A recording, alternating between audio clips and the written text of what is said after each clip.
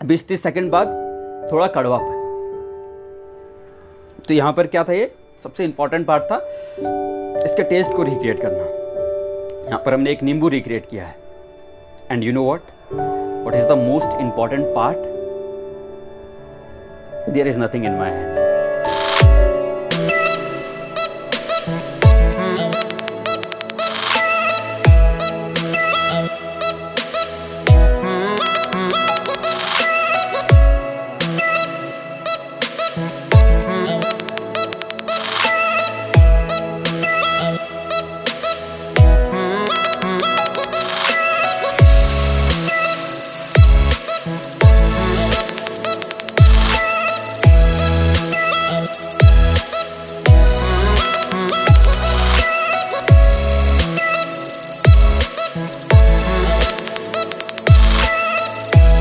हाय जी, मेरा नाम अरविंद है और मैं एक एक्टर हूँ, यानी कि कलाकार हूँ। तो जैसा कि हमने अपने पिछले वीडियो में डिस्कस किया था कि एक एक्टर का क्राफ्ट क्या होता है, उसको हमने 2 पार्ट्स में डिवाइड किया था। जो पहला पार्ट है वो है speech, voice, diction, body language. दूसरा पार्ट है सेंसेस। तो पहला पार्ट हम पिछले वीडियो में डिस्कस कर चुके हैं। जिसने वीडियो नहीं देखा है वो प्लीज़ जाकर देखें। दूसरा पार्ट हम आज डिस्कस करेंगे, यानी सेंसेस। तो एक ह्यूमन बींग के, एक पर्सन के 5 सेंसेस होते हैं: सुनना, देखना, टेस्ट करना, स्मेल करना और टच करना। हम किसी भी ऑब्जेक्ट, किसी भी पर्सन या फिर किसी भी एटमॉस्फेयर के कांटेक्ट में आने के लिए अपने सेंसेस का यूज़ करते हैं। कैसे? अगर आपको एक एटमॉस्फेयर के कांटेक्ट में आना है, एक माहौल के कांटेक्ट में आना है, तो कैसे आओगे? उसको देखकर, उसको सुनकर, या फिर वहाँ कोई ऑब्जेक्ट रखा है तो उसको टच करके ऐसे ही आ सकते हैं, और किसी और तरीके से नहीं आ सकते हैं। यानी कि दुनिया में किसी भी चीज़ के कांटेक्ट में आने के लिए आपको अपने सेंसेस का यूज़ करना ही पड़ेगा।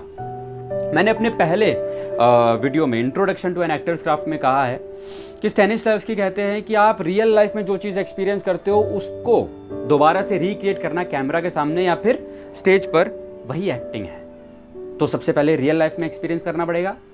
तो यानी जितने अच्छे तरीके से हम रियल लाइफ में एक्सपीरियंस कर पाएंगे उतने ही अच्छे तरीके से उसको रिक्रिएट कर पाएंगे। और एक्सपीरियंस किसके थ्रू करते हैं? सेंसेस के थ्रू। यानी जितने स्ट्रॉन्ग आपके सेंसेस होंगे उतने अच्छे तरीके से आप चीज़ों को एक्सपीरियंस कर पाएंगे, और जितनी अच्छे तरीके से आप चीज़ को एक्सपीरियंस कर पाएंगे उसको उतने ही अच्छे तरीके से रिक्रिएट कर पाएंगे। तो चलिए आज हम बात करेंगे कि एक ऑब्जेक्ट को कैसे रिक्रिएट करना है। तो चलिए एक एग्जाम्पल के थ्रू इसको समझते हैं कि how to create an object. और हाँ, ऑब्जेक्ट को क्रिएट करना इंपॉर्टेंट क्यों है ये भी। तो अभी रिक्रिएट करना है हमें एक ऑब्जेक्ट हमने लिया एक लेमन। तो लेमन को रिक्रिएट करते हैं। तो मेरे हाथ में एक लेमन है आधा कटा हुआ, दिखाई दे रहा है? नहीं दे रहा है तो सबसे पहले आपको दिखा देते हैं। अभी दे रहा है दिखाई लेमन? ओके, तो इसको हटा देते हैं क्योंकि इसको रिक्रिएट करना है। ओके, तो रिक्रिएट करने के लिए सबसे इंपॉर्टेंट 3 चीज़ें हैं। सबसे पहले फिजिकली रिक्रिएट करना है, फिर स्मेल उसकी रिक्रिएट करनी है, फिर उसका टेस्ट रिक्रिएट करना है। तो जैसे जैसे मैं बोल रहा हूँ पहले वैसे वैसे आप उसको इमेजिन करें। तो फिजिकली रिक्रिएट करते हैं। तो दिखने में कैसा है? सबसे पहले येलो कलर का है, टेक्सचर कैसा है? थोड़ा सा हार्ड है। ओके, अब अंदर से डिटेलिंग इसकी, जैसे जैसे मैं बोल रहा हूँ इमेजिन करते रहें। एक बॉर्डर लाइन है वाइट कलर की, आधा कटा हुआ नींबू है, उसकी एक अंदर एक बॉर्डर लाइन है वाइट कलर की, वहाँ से कुछ लाइंस आ रही हैं, स्पाइडर का वेब होता है जैसी वैसी। एक हार्ड सरफेस है बीच में सेंटर में, उसके चारों तरफ सीड्स हैं जो कि आधे कटे हुए हैं। फिर एक ट्रांसपेरेंट लेयर है जिसमें छोटे छोटे सीड्स हैं ट्रांसपेरेंट। तो ये इसकी डिटेलिंग है नींबू की, आधे कटे हुए की। अब सेकंड स्टेप स्मेल करना है। ओके, तो स्मेल करते हैं इसे। अगर पहली बारी में स्मेल नहीं होता है तो दूसरी बारी में करें, तीसरी बारी में करें, ज़रूर होगा। अब टेस्ट करना, जो कि सबसे ज़्यादा इंपॉर्टेंट है। टेस्ट करते हैं। ओके,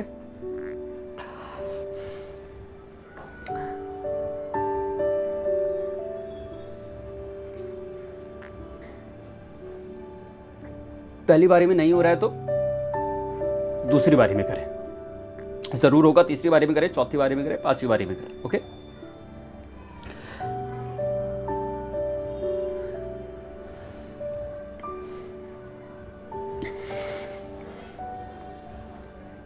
अगर आपने इसको अच्छे से रिक्रिएट कर लिया ना तो आपके रोंगटे खड़े हो जाएंगे। अंदर चारों तरफ पानी पानी, जॉ लाइन्स के अंदर, पूरे मुंह के अंदर 20-30 सेकंड बाद थोड़ा कड़वापन। तो यहां पर क्या था, ये सबसे इंपॉर्टेंट पार्ट था इसके टेस्ट को रिक्रिएट करना। यहां पर हमने एक नींबू रिक्रिएट किया है। And you know what is the most important part? There is nothing in my hand. So यहाँ पर एक नींबू रिक्रिएट किया जिसका स्मेल, जिसका टेस्ट हमने रिक्रिएट किया है। और एक और चीज़, इसके अगला जो स्टेप है, आप इसको स्क्वीज भी कर सकते हैं अपने मुंह में, और उसके बाद आप हिल जाएंगे पूरे। मेरी सेंस मेमोरी उतनी स्ट्रांग नहीं है कि मैं उसको उस स्टेप को रिक्रिएट कर सकूं। करने को मैं कर सकता था, फेस दिखा सकता था, बट मैं वो फेक लगता। भले आपको थोड़ा बिलीव हो जाता, पर वो फेक लगता, मुझे अंदर से ही नहीं आ रहा। उसके लिए बहुत प्रैक्टिस चाहिए। It needs a lot of practice.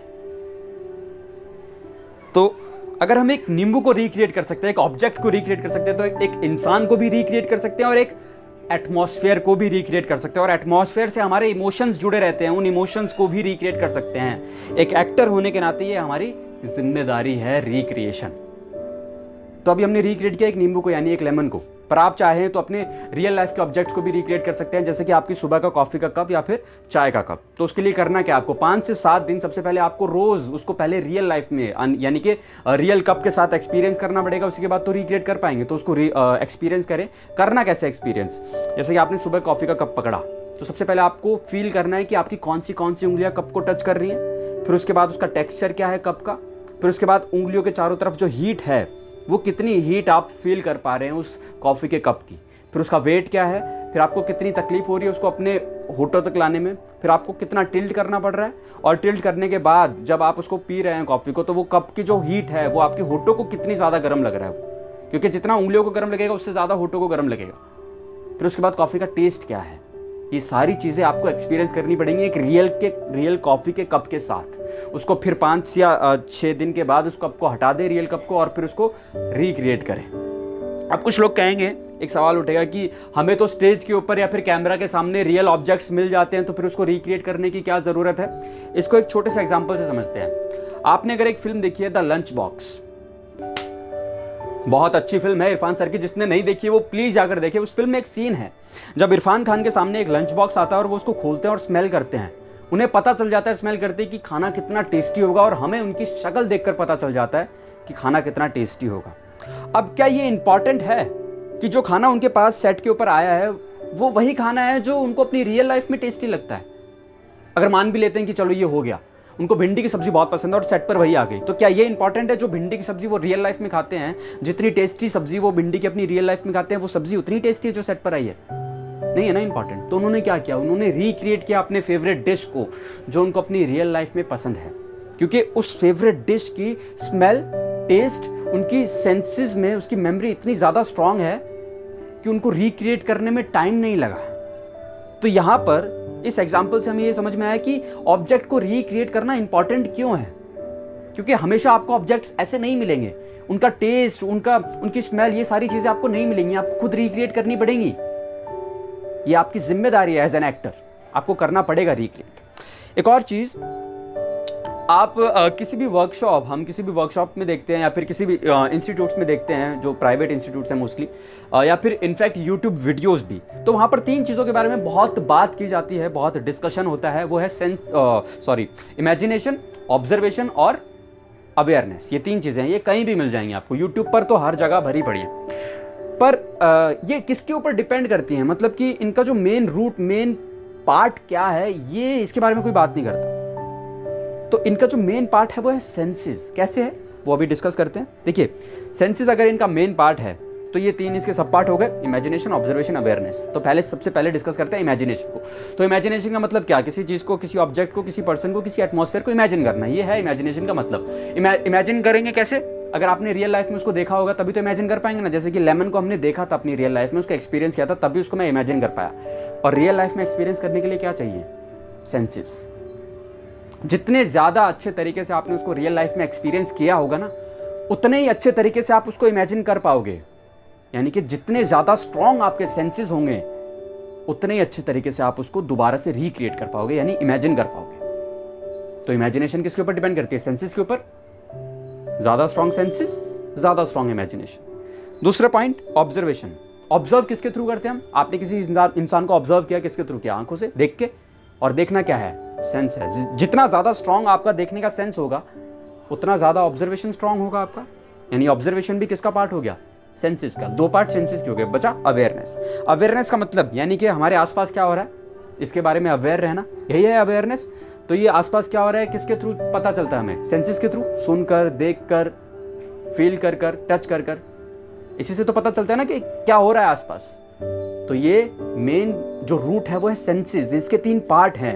अगर आपका ये जो सेंस मेमोरी, जो सेंसेस स्ट्रांग हो गया तो फिर आपको इनके ऊपर अलग से काम करने की ज़रूरत नहीं है। फिर आपको इमेजिनेशन पर अलग से काम करने की ज़रूरत नहीं है, फिर आपको ऑब्जर्वेशन पर अलग से काम करने की ज़रूरत नहीं है, अवेयरनेस पर काम करने की ज़रूरत नहीं है।